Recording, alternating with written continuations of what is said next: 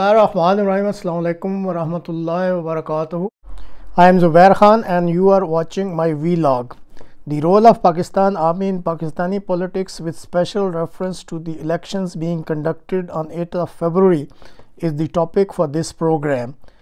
DW or Deutsche Welle is a multilingual TV news network of Germany.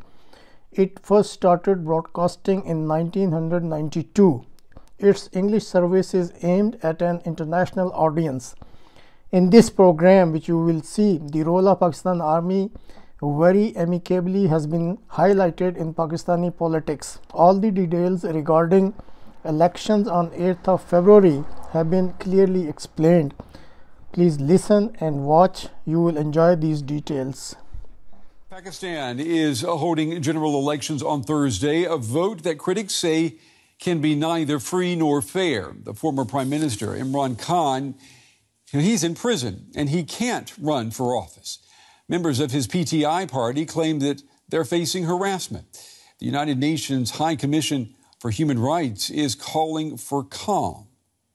Ahead of Thursday's parliamentary election in Pakistan, we deplore all acts of violence against political parties and candidates and urge the authorities to uphold the fundamental freedoms necessary for an inclusive and meaningful democratic process. In the lead-up to the vote, there have been no less than 24 reported instances in which armed groups have staged attacks against members of political parties. That was Liz Throssell of the UN High Commission for Human Rights. Some observers believe the biggest threat to Pakistan's democracy is the military. The army has ruled the nation for about half of its existence since Pakistan was formed back in 1947. And critics claim the military has already decided who will win power this time. Pakistan's military is on high alert. This week, it's been holding joint patrols with police in the capital, Islamabad, ahead of the election. After last year's violence, it's leaving nothing to chance. That violence followed the arrest of former Prime Minister Imran Khan in May 2023. Even military barracks were attacked. Now that he's behind bars, Khan is banned from standing in this election. Khan and his supporters blame the military for his fall from grace. Yet his rise to power has also been attributed to the military. His opponents in 2018 claimed he was the army's proxy, something Khan denied.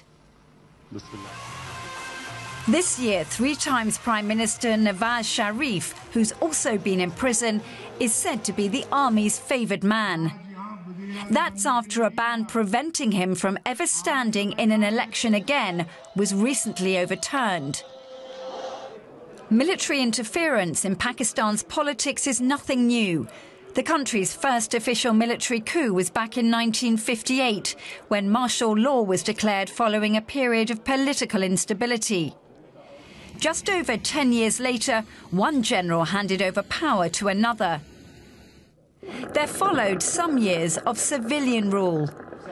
But another military coup was staged in 1977. The 80s and 90s again saw a period of civilian government, but it was finally overturned in yet another coup, General Pervez Musharraf serving as president until 2008.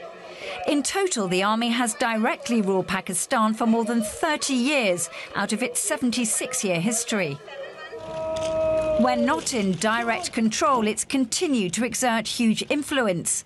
No prime minister has ever finished their full term, with the military always accused of playing a role. Imran Khan lost the support of the military and was deposed. Now Nawaz Sharif has apparently won that military support back. I want to bring in now Michael Kugelman. He's the Deputy Director of the Asia Program at the Wilson Center. He joins us tonight from Washington, D.C. Michael, it's good to see you. Are we going to see free and fair elections in Pakistan, or is it, as many are saying, is the military pulling the strings here?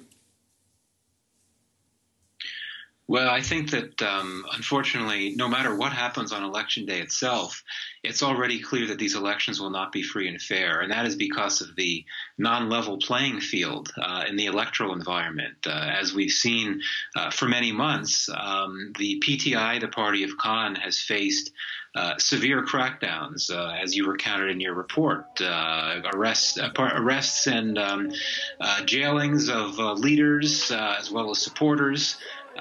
Pressure on the media to prevent the party's campaign activities from being covered.